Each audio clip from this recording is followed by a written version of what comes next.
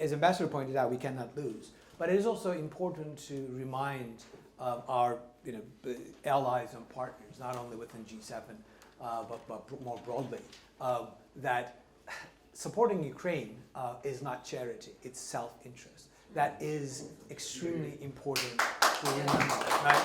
So we're not engaging in some goodwill action. It is in the enlightened self-interest of the democratic world to support Ukraine and ensure that it actually wins, right? So it's not only about ending the war, it's about Ukraine winning. And people complain about we don't have a definition of victory. We do.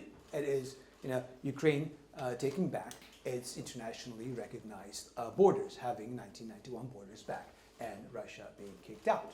That is, I think, quite a clear recognition. Now, what it requires, and going back to Jonathan's question here, is that requires a much closer coordination among the West. And when I use the word West, I generally refer it to Stephen Kotkin, famous American historian, has a 3-volume Stalin biography, 1,000 pages each.